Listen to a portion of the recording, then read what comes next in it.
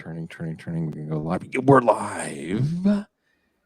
And boom. It is week 6 officially. Dr. Jene Bramel will be joining us.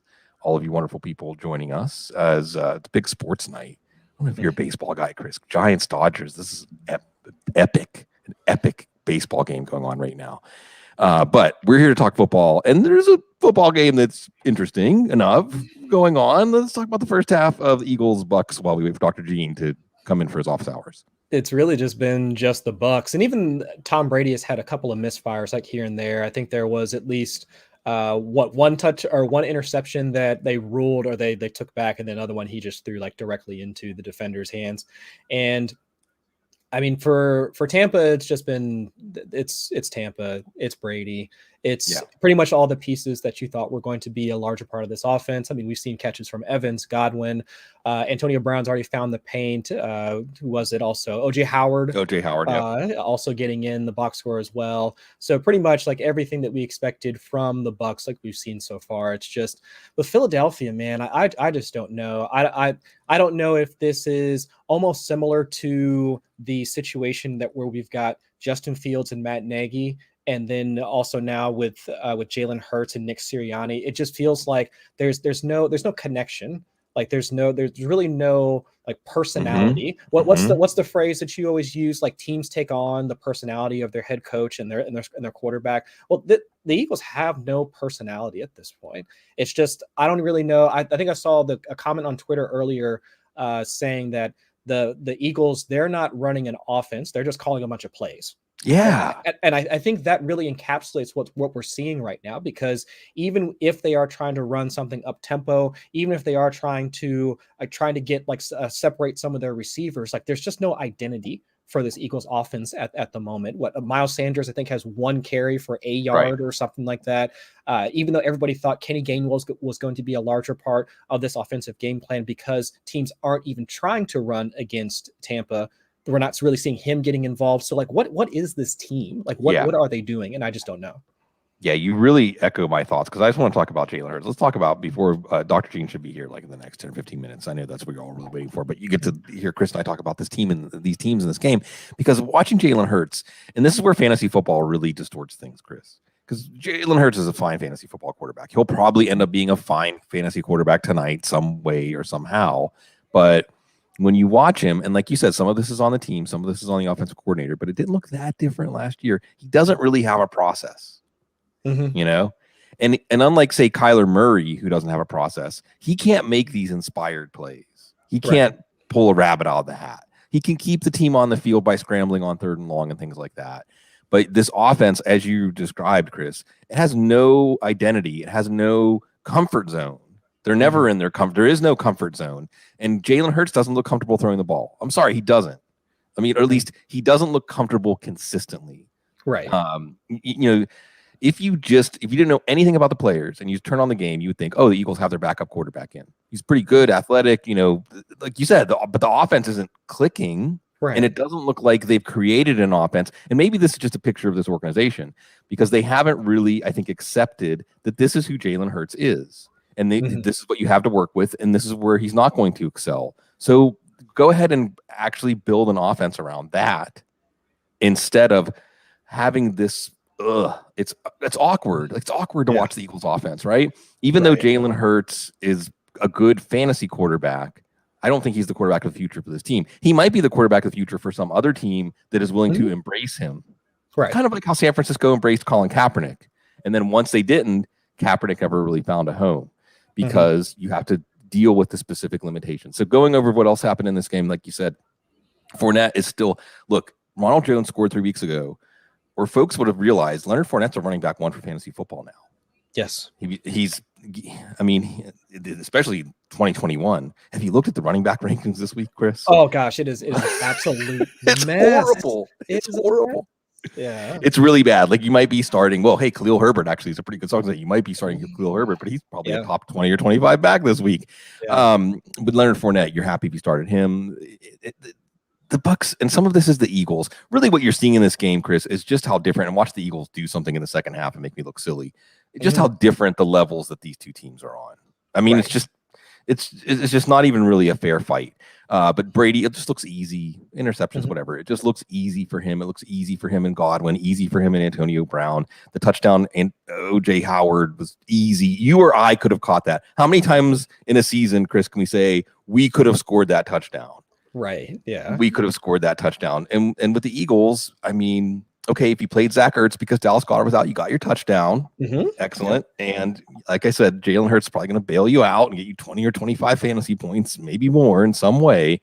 But yeah, this isn't that entertaining. We're going to talk about a lot of running back injuries. I guess since we're on the subject, Chris, and you nodded along vigorously, is there anything that comes to mind when a running back that you normally wouldn't even be considering, or running back you're recommending to people, or just some way to deal with the running back problems here in week 6? Well, I think that the two top running backs that come to mind for this week, I mean, Khalil Herbert that you already mentioned, because even I think what we talked about him just like really quick, I think on the Sunday show, and it was like, yeah, a good, I mean, solid runner, but just nothing flashy, right? Like nothing really sticks out. Opportunity comes his way, then of course, fine. And then now here we are, like not like 4 or 5 days later talking about him as the running back one for Chicago. So it's just all right. So that's fine. But Darrel Williams, I think, also thrust into the starting position with Clyde Edwards-Helaire out. And they were, I mean, between Darrel Williams and Clyde Edwards-Helaire, they were already in something of a tug of war for work in the Kansas City Chiefs offense anyway. So now him just being put into at least a slightly larger workload, that's fine. It's just now with Tyreek Hill also possibly questionable, it's just, will Patrick Mahomes, and I think we might have talked about this, but will Patrick Mahomes, like, I don't know, like rethink how he approaches this offense? Because if he doesn't have Tyreek Hill like streaking down the field, and Travis Kelce, like he might be working that 8 to 15 yard like area of the field, like will he retrain his brain to look at what's right in front of him versus what's going downfield? Of course, like Mecole Hardman might be the one that's playing the Tyreek Hill role, but it's just now with that injury, will he be forced to look elsewhere? I'm hoping that's the case. I think that actually might be good for him. That might be good for that entire offense. Instead of swinging for the fences on every play, just take the singles, just like, let's just get a batter on base, get a batter, since we were talking baseball earlier. Get a batter on base, and let's see if we can keep the offense moving down the field. And so I think that hopefully Tyreek's okay, but if not, can Darrel Williams kind of pick up some of that passing work that we'd hope for Clyde Edwards-Helaire? So those, like him and Herbert, I think are the two that come to mind, like off the top of my head. Yeah, the guys that we wouldn't have started last week that we are probably starting this week. And with Herbert, it just is a question of, when we previewed that game, Green Bay at Chicago, Chris, it's just a question of who's going to be able to pull the game into the script that they want. Because Chicago wants that just to be a bar fight, sloppy, 10-7, just punts, turnovers, running the ball, not very much for Justin Fields. Whereas with Green Bay, Devontae Adams hit some shot plays, maybe to Allen Lazard, get out to a lead. And then speaking about comfort zone, that is very much the discomfort zone. But maybe Justin Fields will surprise us. I kind of hope that Aaron Rodgers does well and opens up a lead, so that maybe against all, it's just like Kadarius Toney getting on the field for the Giants, right? Against the will of the Bears, Justin Fields has to improvise. Justin Fields has to go back to the mode that made him look so good at times at Ohio State. Right. You mentioned Kansas City. Then, and you line that up really well, Chris, because I think that for Kansas City, this is a very important game. This is the game when they have to say, hey, calm down. It's okay. And look, when you start counting playoff teams in the AFC, once you get to 5 or 6, all of a sudden, and let's include the Bengals in there, right? Because that's where the Bengals and the Browns come in, right? But, there's the Bills. There's a team from the AFC South. A team from the AFC South, Indy or Tennessee. Baltimore looks like a playoff team. I mean, Lamar Jackson's going to will them to be in a playoff team. Oh yeah. And then the Chargers, really, you have the 3-2 and Broncos and Raiders showdown to see who's the bigger fraud of the two of those 3-2 teams. So the Chiefs can probably still back into the playoffs even if they keep stubbing their toe, but they still need to make a statement in this game against Washington. So I think you're right that you want to see Mahomes. It's interesting, too, because Mahomes and Allen, it's almost like a Freaky Fridays body switch thing, because that was Josh Allen's problem, is he tried to do everything. He took the whole offense on his shoulders the first 2 years, and he wasn't capable of that. And now you see Mahomes. I forget who it was, Chris, that said he looks like he thinks he needs to score 21 points on every pass. Yeah. And with that defense, well, yeah. So we'll see what that defense does against how frisky, by the way, how frisky would you get with Taylor Heinicke this week as a streamer, as a DFS play? Because the matchup says play him, but last week's game says don't play him. I mean, could be at least for the process I typically use with trying to find streaming quarterbacks. He was my top option. I think the only other real option that you might have from a floor ceiling combination actually might be Carson Wentz, just because they are playing against Houston. And they're also getting T.Y. Hilton back. And I forget. I believe the stat was the last 5 out of the 8 meetings, T.Y. Hilton has scored either 100 yards or had a touchdown in the games against Houston. Because we've always loved watching Hilton against them. But either way, for Heinicke specifically, even without Logan Thomas, Ricky Seals-Jones coming back into our lives, ran a route on at least 3/4 of his dropbacks. But he had like a long, it wasn't a touchdown, but at least one of his long passes was called back on a holding penalty. Terry McLaurin still looks great. Antonio Gibson, while nursing an injury, like J.D. McKissic has still been pretty much involved in the passing game. I think the only thing that I'm still somewhat sad about is just Curtis Samuel still not being right, re-aggravating that groin injury. I guess we'll have Dr. Gene on here shortly, and hopefully we'll hear a bit more on his status. I'm hoping it's not a season-ending type of thing, because he really hasn't been right since OTAs, if I'm remembering correctly. June. Yeah, I think that was about the earliest we started hearing about that groin injury bothering him. So whatever your flavor might be from a DFS or even deep season-long perspective, whether it's De'Ami Brown, Adam Humphries, but I just think with literally anybody off of the Bills were taking passes to the house last week with Dawson Knox, Emmanuel Sanders coming in twice. Stephon Diggs, which I think he could have scored on that long shot that he took. It looked like he turned around for a half second. I think if he had just gone in, if he just turned and ran up the field, he would have scored. But with the Chiefs secondary just playing so poorly at the moment, I could see any one of those guys from the Washington football team getting into the paint. And with Taylor Heinicke doing his best Ryan Fitzpatrick impression over the past few weeks, I think that it's he's the guy that, honestly, if you've got Ryan Tannehill, Kirk Cousins, I mean, if those are the guys that you're starting right now, and Heinicke was available out on waivers, I'd probably start the Heinicke over those types of guys. Agreed. I have Heinicke 12th. I do have Carson Wentz 11th. I have Wentz 11th, Heinicke 12th, Ryan Tannehill 13. Yeah, Cousins I have down at 18. I just feel like Minnesota Carolina is going to be a bad football game, and another pair of teams that could be frauds. But we won't learn if they're frauds when they play each other. What can we really get out of that result? But I like the case you laid out for Heinicke, because he really has done the Ryan Fitzpatrick impression, right? He's gotten everyone excited about him and rallying behind him, and they're going to win with him. And then, oh no, there are limitations. There's a point when there's a reason Taylor Heinicke is not your starting quarterback going into the season. And we'll see. Who will we also see right now as he gets situated? We'll talk some baseball with Dr. Gene. All right, here we go. Boom. This is why you came. This is why everybody is here tonight. It's the good doctor, Dr. Gene. And Gene, you'll back me up on this, right? Dodgers, Giants, winner-take-all game in the playoffs. First time they've ever even had a playoff series. That's a big deal. Even if people don't care about baseball, they should know that's a big deal, right? Is that true? I didn't know that. Yeah. Well, the shot heard around the world was a 3-game. It wasn't truly postseason because it was just to decide the pennant. And then they did it again in 62 when both teams were already on the West Coast. Anyway, big deal, right? You are a regular historian. Yeah, it's only because I've been watching the baseball. I don't know, man. I feel like you were, you and I are age contemporaries there, so I remember the East and West. So Pittsburgh being different than Cincinnati and Pittsburgh and San Francisco. So there was really, I guess that's true. There was really never a chance for there to be a playoff series necessarily, because they were all battling each other out for the pennant in the West anyway. I'll never forgive Glenn Braggs for catching that ball. Carmelo Martinez said. All right, let's get to some football. And Gene, man, your job gets harder. You're so gracious to do this for us, because I can imagine at one point you just come on a Thursday night and say, you know what, there's too much stuff. There's too many things that I can't possibly have an answer for. Good luck, everybody. Figure it out. but you don't do that. So let's start with Christian McCaffrey, man.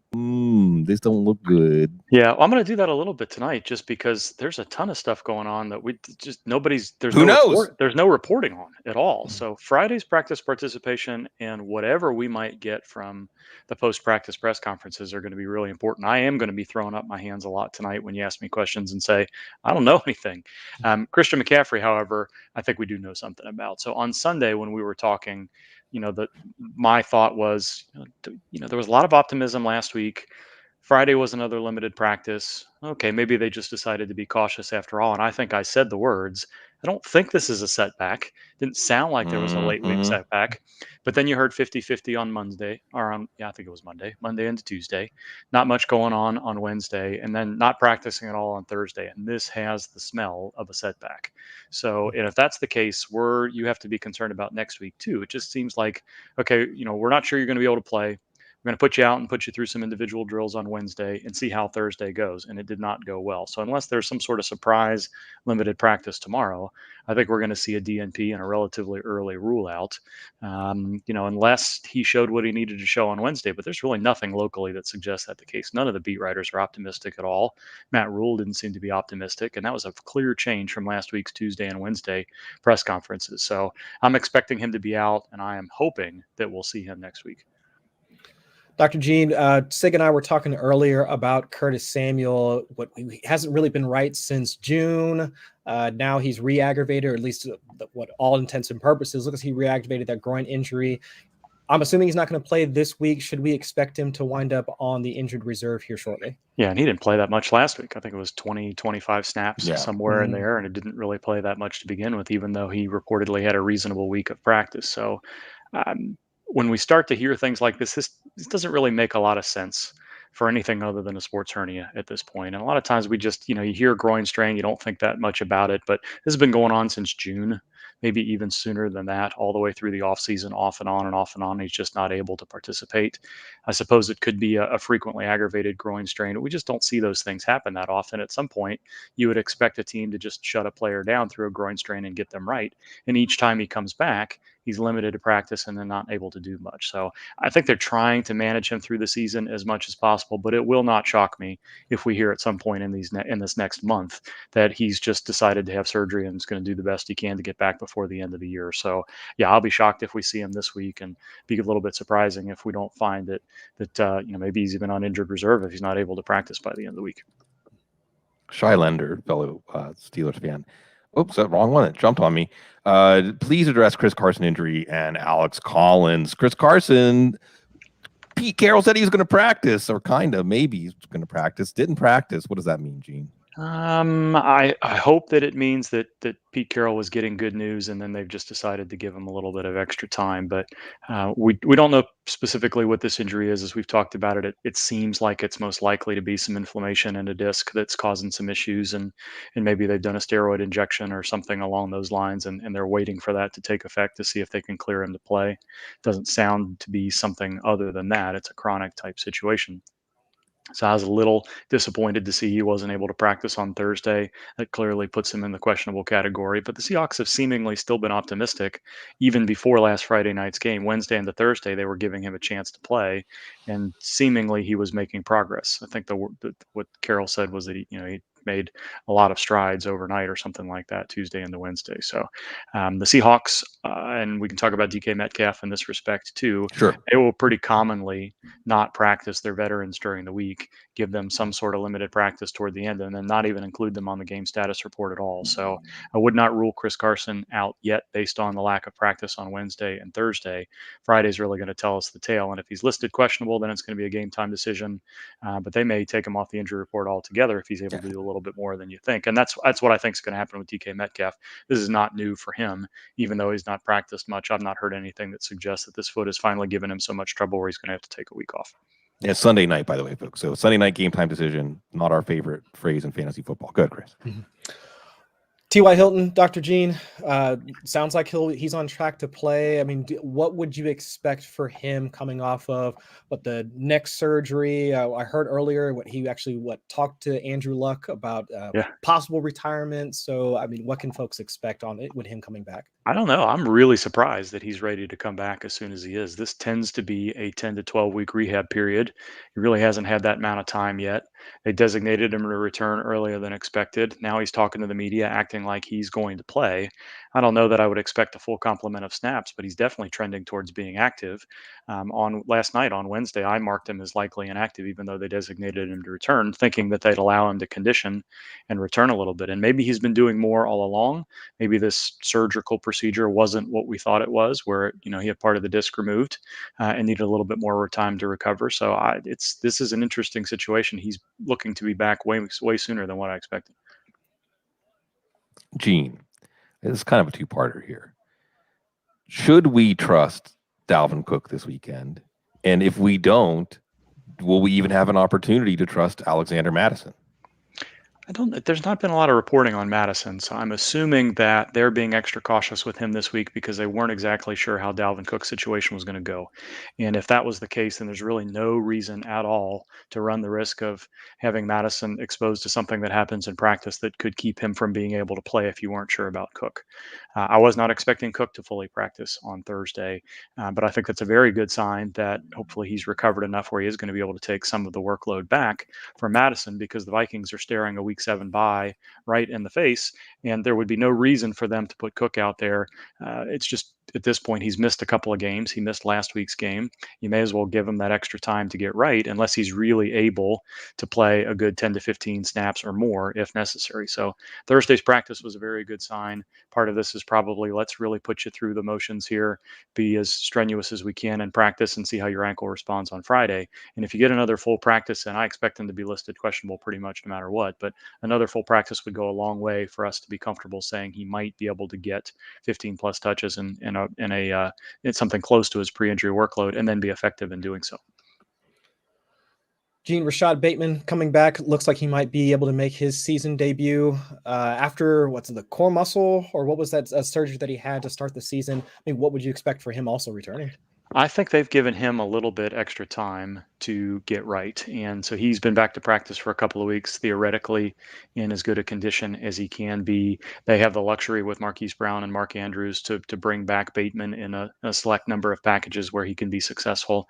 I don't think you see a full route share for him yet, and he just gets worked back into the offense. But hopefully he's active and able to show the Ravens that he's ready to do a little bit more moving forward. But I'd say, you're probably going to see 20 to 35 snaps and maybe 15 to 20 routes run at the most. I would be shocked if he got more than 3 to 5 targets. Brian Sumner, again, Gene, if you haven't seen the waiver wire images, yes, those are awesome, Brian. Thank you. They are. And we love Five-ish. But they're much more dignified than what Five-ish. But that's one of the reasons we love Five-ish, because they weren't dignified. They were much more our vibe, not Dr. Gene's vibe. But speaking of vibes, Brian asks, did he miss the spider sense update on Tyreek? What do we think about this quad contusion, thigh bruise in layman's terms for Tyreek Hill? Well, firstly, I enjoyed all things Five-ish, and we miss seeing you and Chad and everything else. But it it does become problematic sometimes when people Google me in the office and ask questions about any number of photos. Google is forever on the internet, unfortunately. My spidey sense on Tyreek Hill is that we're okay. I was a little bit nervous until it was confirmed to be a contusion and not a strain. He'd been dealing with some patellar tendonitis throughout the end of the offseason, training camp, and in the early part of the year. That's usually listed as a knee on the injury report. So for the Chiefs to kind of confirm it as more of a bruise, that doesn't mean that it's not something that could limit him necessarily or put him at risk of having kind of a compensation type injury. But the tone I'm getting suggests that I think he's going to be able to go. So that's what I'm hoping and expecting. It would be nice to see, that kind of speculation backed up with a relatively full practice tomorrow, and Andy Reid speaking optimistically about him. So he's one of many players that Friday is going to be pretty critical for. Nick Chubb missed 2 practices to start off the week. I don't remember hearing anything about any sort of in-game injury, but I'm guessing after you run for 160, 170 yards in a game, you might need to take a rest for a couple of extra days. But I don't know. Dr. Jensen, we were just talking about your spidey sense for Tyreek. What's your spidey sense about Tyreek Hill, or not Tyreek Hill, but Nick Chubb? I'm more nervous today than I was yesterday. So many of these players are going to take a midweek practice off to see 2 back-to-back practices. Really like to see some of these players do something on Thursday so that the team can reevaluate them into Friday. Joe Mixon last week really wasn't reevaluated into Saturday and then was cleared to play. So, how the NFL handles injuries in this day and age is different than it was 5, 6, 7, 10 years ago. A player that didn't practice on Thursday, you could pretty much rule out at that point. That's not the case anymore. So I don't like the fact that it's a calf injury. And it sounds like from the little bit we're getting locally that it is strain more than anything else. Kareem Hunt's dealing with a couple of things as well, also not practicing. So hopefully Cleveland is just erring on the side of caution with both of these players, and we'll see them back to practice and maybe off the injury report altogether. But add him to the list of players that we've got to see do something on Friday to feel comfortable. Rounding the turn here, since we brought up mysterious missed Thursday practices, let's go ahead and throw Joe Mixon and Mike Williams in there. Or is this where you start throwing your hands in the air? Like you just don't care, but you do care because you're Dr. Mike Williams, yes. I don't know what's going on with Mike Williams. You could see him come down awkwardly on his leg on a long incompletion. I think it was in the second half of last week's game. And then he came back and really looked okay. So, the Chargers, unfortunately, remain a relatively underreported team for such a big market. And there has been absolutely zero reported that I can find on Mike Williams at all. So he was another player I was expecting to do something on Thursday. So I'm going to spend some time before Saturday's article kind of looking back through some of those plays after the injury and seeing if, the all 22 on Game Pass is a mess right now, but it's really limited our ability to kind of go back. If you don't see something on the television angle or the speed of that replay is too quick, it's becoming difficult to tell what's going on. But he's somebody that I'm going to look at the video a little bit more carefully going into the weekend. Joe Mixon, I'm not worried about. Mixon, I was really nervous not being able to play last week after not practicing on Friday, given what the Bengals had said. The Saturday workout went okay. They ultimately didn't clear him to do much, but they didn't run the ball really all that much at all last week. So, and when he did run the ball, he looked relatively healthy. So Zach Taylor had all sorts of good things to say on Tuesday and Wednesday after Wednesday's workout. This looks like just a rest day for him. I would expect Mixon to be able to get back and do something in practice on Friday. Probably be listed questionable, but a whole lot closer to taking a full workload this week than any other week. And with Samaje Perine out on the COVID list, Travion Williams may be coming up off the practice squad. Chris Evans is there as well, unless they do something pretty quick. And that's a difficult thing to do when players have to be cleared for COVID to get back on the active roster. I think they're just being careful and not running the risk of him having any sort of minor setback during the week of practice that would keep him from being able to take a workload. I think he's going to go. I'm going to steal this one from the chat from Spencer. I also had a similar question. So how's Damien Harris looking? Is this one similar to what Darrell Henderson is dealing with the rib injury? And is it just more of a, if he gets hit during the game, that's the kind of thing we should be watching out for, but he's likely going to be active this week? That one's a tough one too, because the practice participation looks a little bit better than expected, but it's not unusual for the Patriots to allow players to do some limited workouts with the intent of not playing them at all. Mike Reese, arguably the most plugged in and easiest to read beat writer for New England, as deep a beat writer list as they have, kind of suggested earlier on Thursday that he didn't think Damien Harris was going to practice, much less play. So I think there was some surprise there that he was able to go.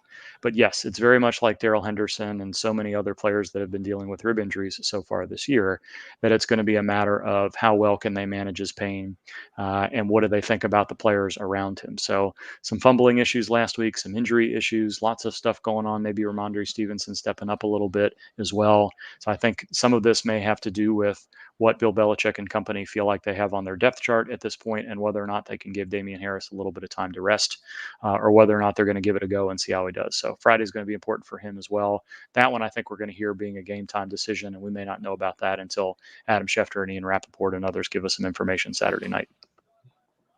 One more round for Dr. Gene, even though we could probably be here for a couple of hours, Gene. I'm not even going to bother. I have a personal moratorium on asking you about any return to play guys, because now you have to deal with the IR return to play stuff too. I mean, just let's do everything to make Dr. Gene's life harder, at least when it comes to fantasy football. And this week and these mysterious missed practices, I'll serve it up to you this way, Gene.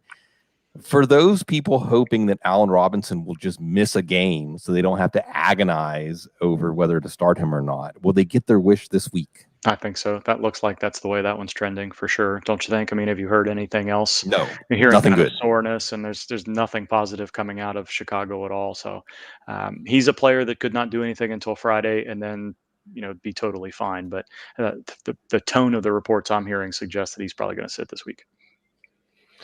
Last one, Dolphins players. I mean, there's just a list of them. I mean, Preston Williams, he's also hurt like during the game. Devontae Parker, he may or may not play. Then we got Tua possibly coming back this week. I mean, how is that offense shaping up for you this week, Dr. Gene?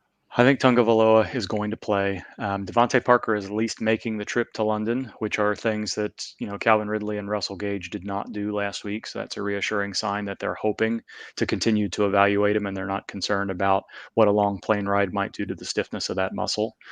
Preston Williams hasn't gotten that much playing time already anyway. So, if Parker is down, you'd expect Williams to be up.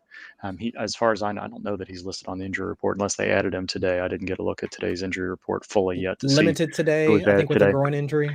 Yeah, that's not good either. You don't like the Thursday limited because, that could easily become a Friday DNP, and we would find that instead of this being players taking care in a little bit of limited practice reps, that it was a midweek injury, and those are very difficult to recover from. So if Preston Williams gets on the plane, that's a good sign. I'm hoping we'll see Devontae Parker, but wouldn't count on that either given the midweek hamstring strain from last week. I'm going to cheat, even though we're going to get you Sunday morning, Gene. I'm going to cheat real quick and say, if people have Justin Jefferson, should they know who the next wide receiver on their bench is? Yeah, that's where I was going to jump that in at the end, because I think that's the only other one that I'm looking at here that I think is maybe a little bit up in the air. I think we know what's going on with the Giants. The T.Y. Hilton issue is still kind of surprising to me a little bit there, but I think you guys have hit on all the big ones. I think I am more reassured that Justin Jefferson told reporters on Thursday that he was good to play than I am that he had another missed day of practice. That's another one where I think I'm going to go back and kind of watch play by play and see if there's any indication that this is anything more than, kind of a stubbed foot or a rolled ankle, and there weren't any hints of high ankle sprain or anything like that, especially if there's a DNP on Friday. If that's the case, then I think we really need to go back, frame by frame and see where we are to plan ahead for this weekend. But I think both Thielen and Jefferson are likely to play as of Thursday night. You'll never see a DMP next to Dr. Jene Bramel's name. He's there for you every week. Football guys, the injury rounds, the waiver wire show, all those things, best in the business. We all get to profit from knowing Dr. Gene. Thank you. You're welcome. Hopefully I got a little bit more clear information for you Saturday morning into Sunday. We'll root for that. Yes, that's right. We can all root for that, as we will have a lot of decisions to make. Thanks, Doc. Good luck, everybody. All right. Well, what do we have in the injury update? We just got there. What do we have in the game update, Chris, in the second half here between Tampa and Philly? Like what you were talking about earlier, I think you might have reverse bloomed the Eagles. At least they're showing signs of life. I mean, they're coming out of the first half into the second half. Drive down the field. Jalen Hurts gets his rushing touchdown, which we kind of expected to see.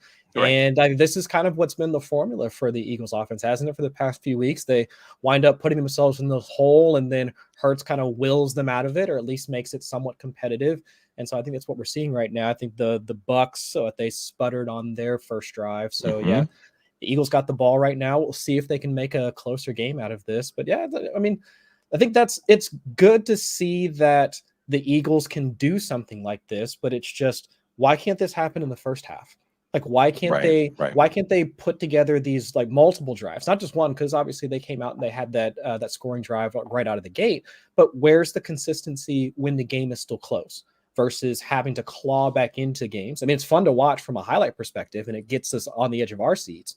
But I mean, my goodness, Nick Sirianni and like pretty much everybody on the coaching staff and all the players, of course, they have to be frustrated that this is where they find themselves on a weekly basis. And until something can change, I don't know like what needs to change about that offense in order to, I guess, kind of kickstart it in the first half versus what we see in the second half.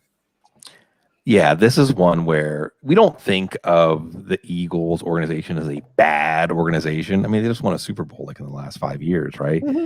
But the way these things have been managed for the last 6-9 months, you wonder what's going on.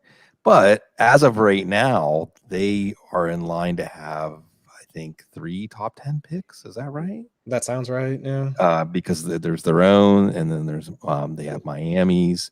Boy, that Jalen Waddle trade is looking really bad for Miami right now. Really bad. Partially because they're not following through on their side, and then Indianapolis, of course, Indianapolis is one of those teams that can go from, a top 10 pick to a pick in the 20s by just winning the division, which they might be the best team in the division. Whenever they played Tennessee, Carson Wentz was hurt.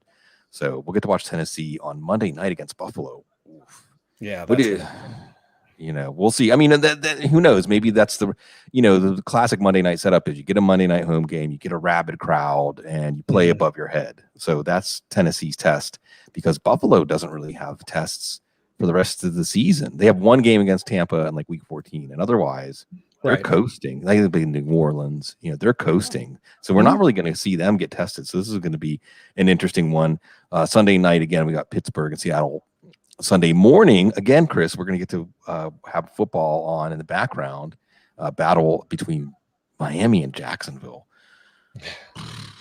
Well, Tua Tagovailoa, and that story goes on. It's funny. I was talking about this to tie it back into tonight's game. I was talking about this on the preview show this week. Tua and Jalen Hurts' careers are forever tied together, right? I mean, just for multiple reasons. Yeah. And I feel like they're at the same point in their career, even though they're only in year 2, which is kind of unfair to them to have their performance determine the next chapter of their career already in year 2, right? Right. There's, we'll talk about this with Trevor Lawrence. We'll talk about this with Zach Wilson. Like, we're not giving young quarterbacks time to develop. I mean, some of the blood's on our hands, right? We're not giving them time to develop. All it takes is like one Patrick Mahomes in his second year to go crazy. Or Andrew Luck was mentioned already in the show. You mentioned him with T.Y. Hilton or Cam Newton or, Robert Griffin III, peaked in his rookie year. And now when they don't come out and play well, when they look like a rookie in their rookie year, we're like, and then the second year, they better do something or else the team's going to move on from them. Right. Oof, that isn't how it used to be. So we'll see. But Jalen Hurts doing a little bit more. I guess we have a few more minutes here before we sign off. We watch this. And then for those of you that do enjoy some baseball, try to check out some of it. It's nothing last I checked. So it's a classic pitcher's duel there out by the Bay.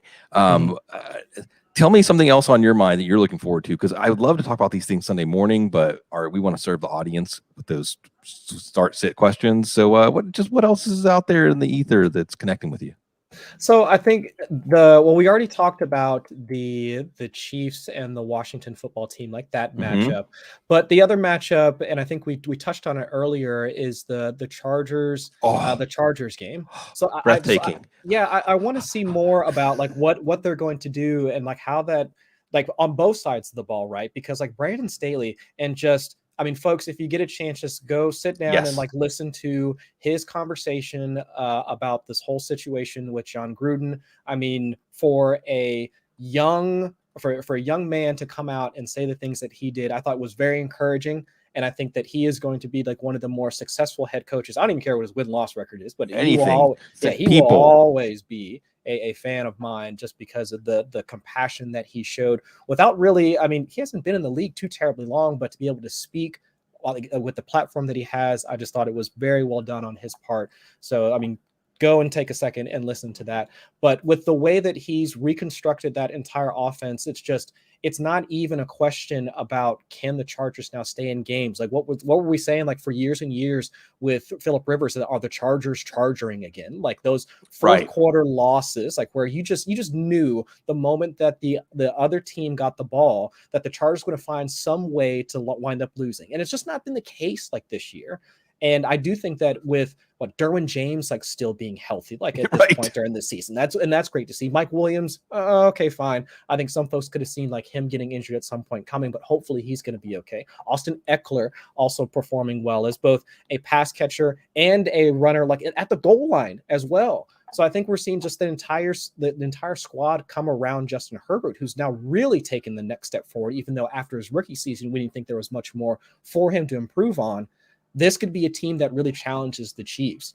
And so we're already talking about the Chiefs needing to put their stamp on the AFC West on Sunday. But I think with the Chargers, if they continue to move forward like the way that they have like so far, I really do think that it's just really the Chiefs need to continue to play catch up. It's like they can't really rest on their laurels and just be like, all right, we've got Patrick Mahomes, we've got Travis Kelce, we've got this embarrassment of riches at the top and then really nothing behind it. It's just that they have to continue to play perfect for the rest of the season, where the Chargers, I think they've already kind of made that statement already. And it's just the Chiefs really have to be the ones to answer back.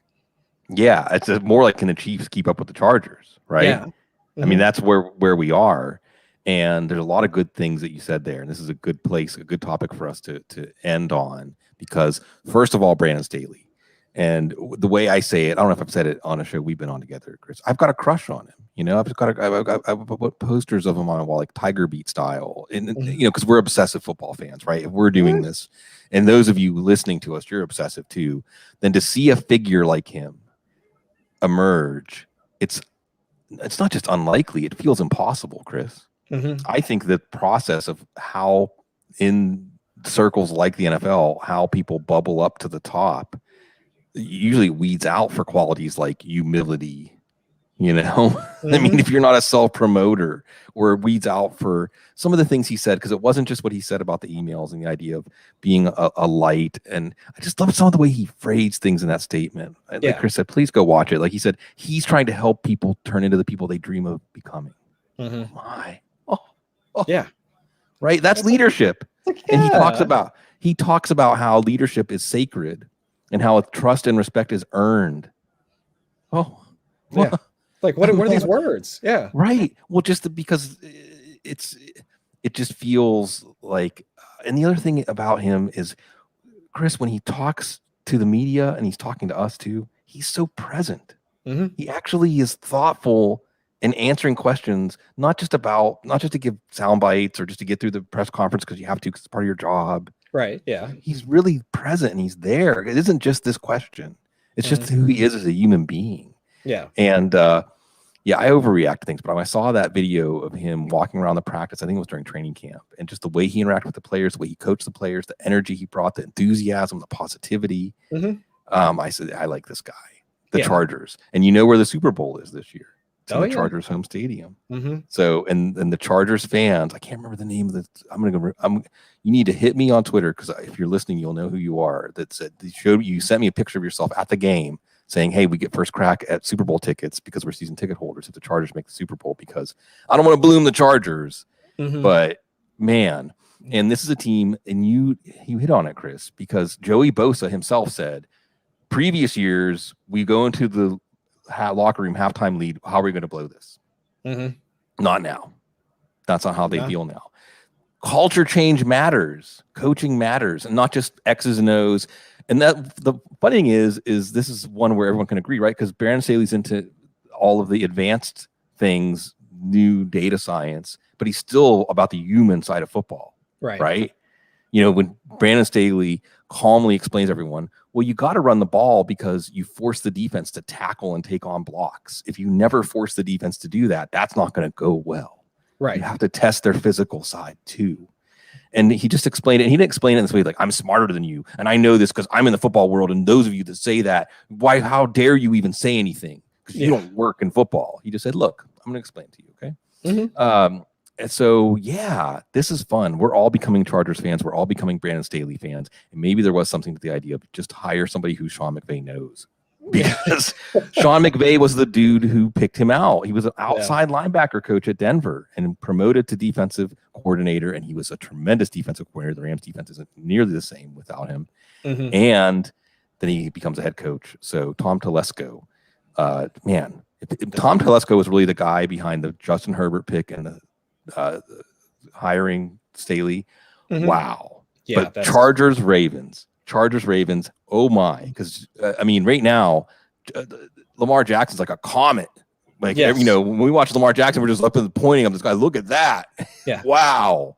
So we get to see those two guys. And I talked about this with Pat Doherty on the couch, that let's savor that we get on the AFC side, Mahomes, Herbert, Allen, and Jackson. And we're going to get to see all those combinations during the regular season. And then we're going to get to see some of those combinations during the playoffs. And just like when it was Roethlisberger, Manning, and Brady, whoever makes the Super Bowl, you know that they're tested by the time they get there. They had to beat some good quarterbacks and some good teams and pull out some heroic stuff to get there. So the AFC is setting up just fine with Ben Roethlisberger, you know, walking and crawling and shuffling into the limping into the sunset here. We're going to go into the sunset as it's another a good night here. Eagles maybe kind of driving, so we'll see, folks. You can go back and forth as we see Jalen Hurts try to do some heroics, and we appreciate that you make some time for us, whether it's Thursday night, whether it's later on. We appreciate everyone who joins us in the chat room. So many of the names, avatars. I don't want to say faces. I don't know if anyone has the face in the avatar, but so many of the people that we love spending time with. Thank you, folks. As always, we enjoy it. It's a privilege. It's a pleasure to serve. And we know, I feel like the flight attendant, you have many choices in the fantasy football world. We're glad you decided to fly Football Guys tonight and get to your destination. We'll get you there however we can. And we do that for you folks because you're so very classy.